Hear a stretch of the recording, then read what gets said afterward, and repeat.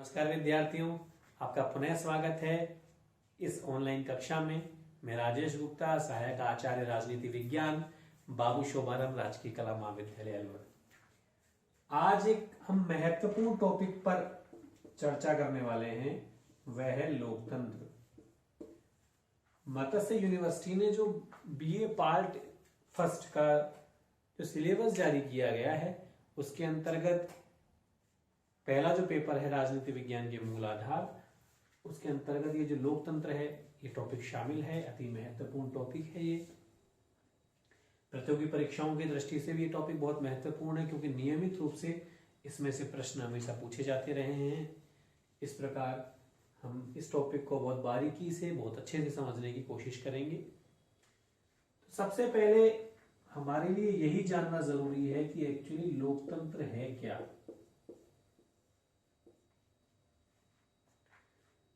हम यदि लोकतंत्र की अंग्रेजी देखें तो जो डेमोक्रेसी है वो इसका पर्याय है। लोकतंत्र की जो अंग्रेजी वर्ड है उसे हम अंग्रेजी में बोलेंगे डेमोक्रेसी। और ये जो डेमोक्रेसी ग्रीक भाषा के दो वर्ड से मिलकर बना है। ग्रीक भाषा के दो शब्द,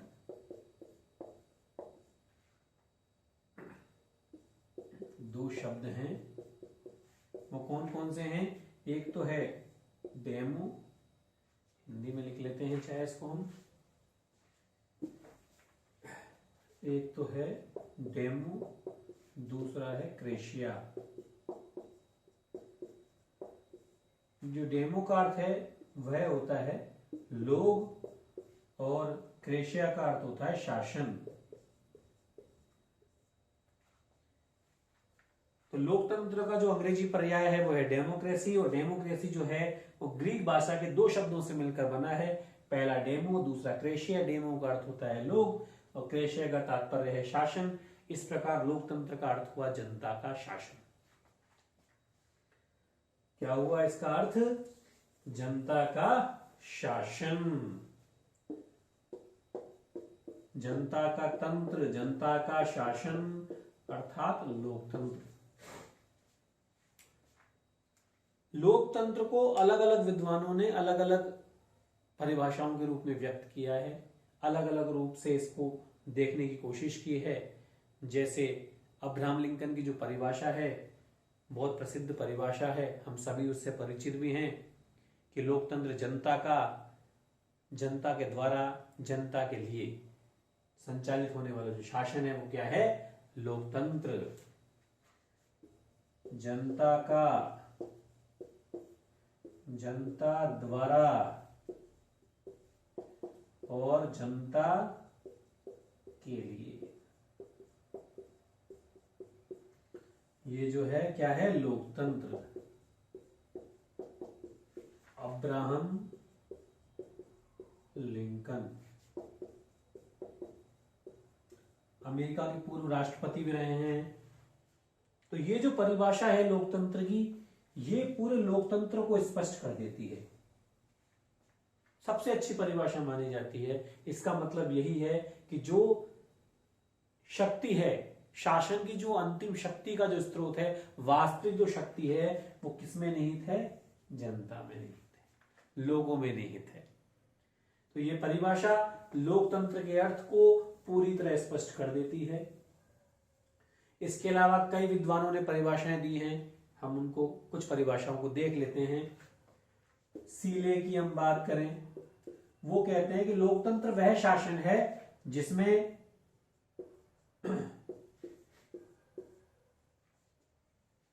जनता, जनता का तात्पर्य है इसके अंतर्गत हर व्यक्ति भाग लेता है। जनता कहा, ये वह शासन है जिसमें हर व्यक्ति भाग लेता है। ये कौन कहता है? सीले। जबकि मैं डायसी की बात करूं तो डायसी महोदय कहते हैं कि लोकतंत्र जनता का वह शासन है जिसमें जनता का एक बहुत बड़ा वर्ग भाग लेता है, बहुत बड़ा वर्ग भाग लेता है।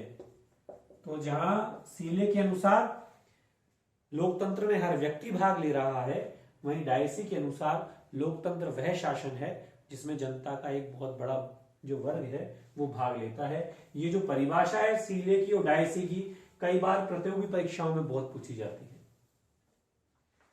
हम एक बर्क की बात करें तो बर्क ने लोकतंत्र को शांति का आंदोलन कहा है,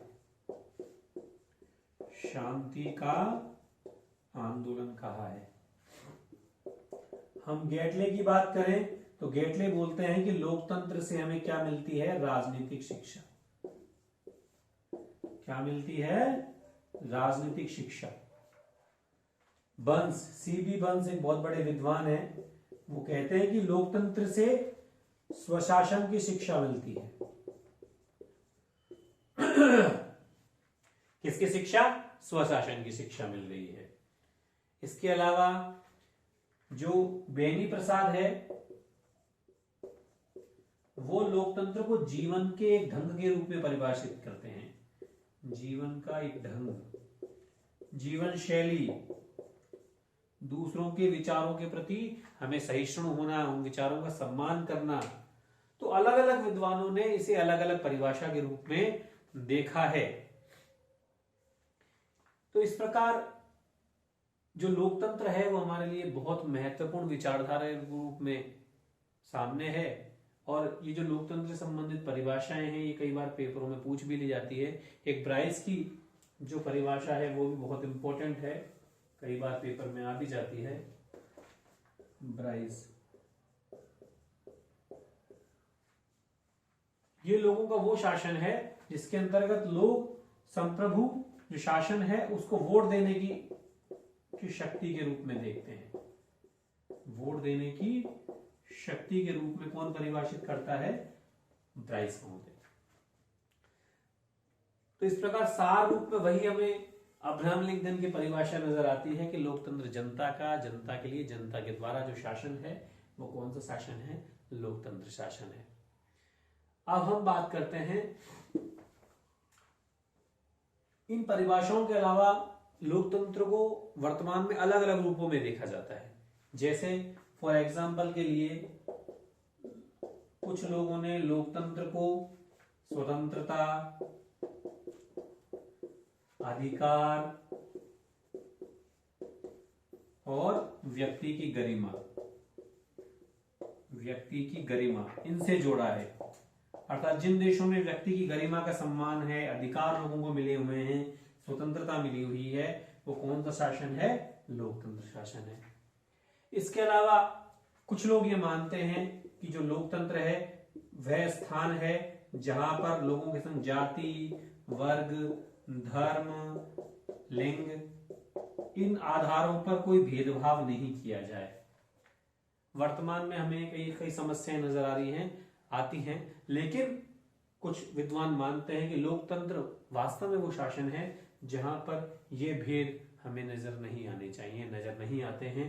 कई जगह, कई देश ऐसे हैं जो लोकतंत्र की दृष्टि से काफी उन्नत हैं, वहां पर ऐसे विभेद, ऐसी असमानताएं काफी कम नजर आ रही है। भारत जैसे देश जो लोकतंत्र में और परिपक्वता की ओर बढ़ रहे हैं, हम उम्मीद करते हैं कि समय के साथ ये जो समस्याएं हैं, जाति, वर्ग, धर्म जो आधार पर जो भेदभाव किया जा रहा है वो समय के साथ न्यून होती चली जाएंगी, समाप्त होती चली जाएंगी। इसके अलावा कुछ विद्वान लोकतंत्र को जीवन शैली के रूप में देखते हैं, जीवन शैली के रूप में देखते हैं। जीवन शैली का तात्पर्य है दूसरों के विचारों के प्रति सम्मान, उनके विचारों के प्रति सहिष्णुता, सम्मान देना, आदर, ये जो है इसको भी जीवन शैली के रूप में लोगों ने चित्रित किया है। और दूसरों के विचारों के प्रति सहिष्णुता, उनके प्रति सम्मान, उनके प्रति आदर, ये जो कला है ये हमें कहां देखने को मिलती है, लोकतंत्र में। अधिनायकवादी शासन व्यवस्थाओं की ओर देखें तो हमें वहां ये गुण नजर नहीं आएगा, वहां आपके ऊपर एक विचारधारा थोप दी जाती है। लेकिन लोकतंत्र में विभिन्न विचारधाराओं के जो लोग हैं वो आपस में चर्चा करते हैं, दूसरों के विचारों के प्रति आदर रखते हैं और एक सद्भावनापूर्ण माहौल में चर्चा होती है। ये लोकतंत्र का बहुत एक अच्छा गुण माना जाता है। इसके अलावा कुछ विद्वानों ने लोकतंत्र को सीमित शासन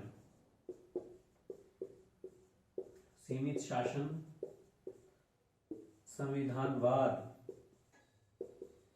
अर्थात संवैधानिक शासन, संवैधानिक शासन, प्रतिनिधि मूलक शासन,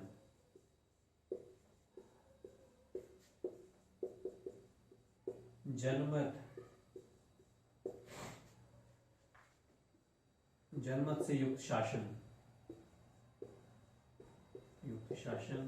और जहां नियमित चुनाव होते हैं, प्रतिनिधि मूलक लोकतंत्र आदि कई शब्दावली के रूप में लोकतंत्र को चित्रित किया है। कुछ लोग मानते हैं कि जो लोकतंत्र है वहां पर सीमित शासन का कॉन्सेप्ट होता है।